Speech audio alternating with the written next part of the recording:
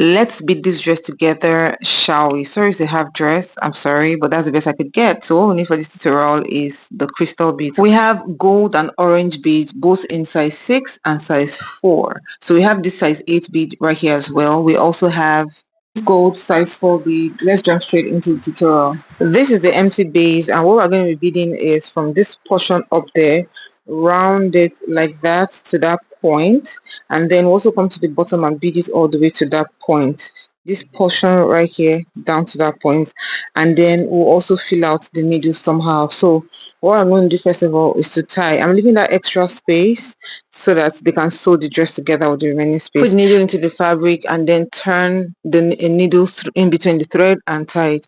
That's what I'm doing right there, and then I'll just pull. I'm using invisible thread just so that the work will go seamless and easy. So just put the needle in there and tie. I did it twice. So let's go ahead and attach. These are the beads right here, and I'll just pick one. So we're going to be picking it randomly actually. What I did there was to pick one orange and one gold. So I did one orange size 6 and one gold size 4. I decided to do it 2-2, but at some point I felt let's just do it 1-1 so that we don't change the pattern. So we'll just fix it one after the other, and we'll keep going. Just fix one. I used to at the beginning, like I mentioned earlier, because I just felt to be faster, but I discovered that the pattern it was creating was different from what I wanted to create, so I went ahead to start doing one after the other. So that particular one that looks white, we just put that randomly once in a while. Like, you don't even need to put it that regularly, so just put it once in a while. So I just pick one bead right there and attach it. As you can see, I started using one because I noticed that using two gave a look I didn't quite want. It was still fine, but I just did not want it.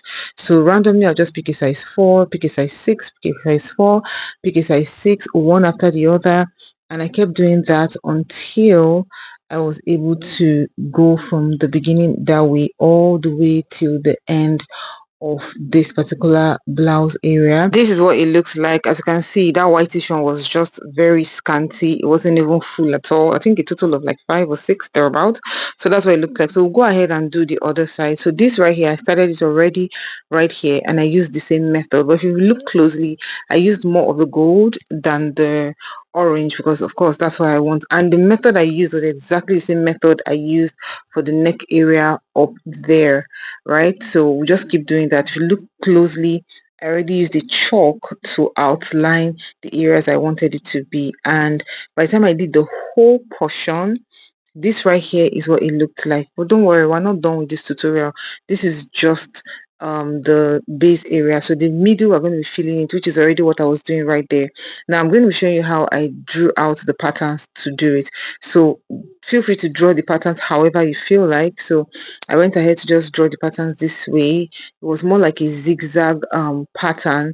You can measure it, you can use this freehand however you want to do, but for me, I just used freehand because I wanted a particular look that I wanted to. So this is where that other shade of gold comes in.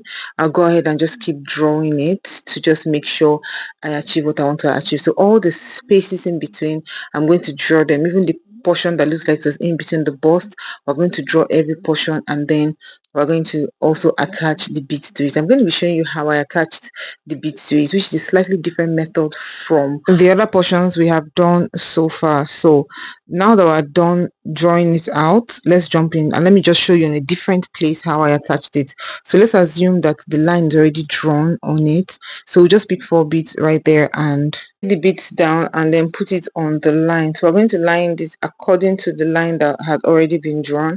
Put a needle into the front of the beads and then bring it out somewhere behind, and then stick the needles through the last 2 beads that were fixed as usual.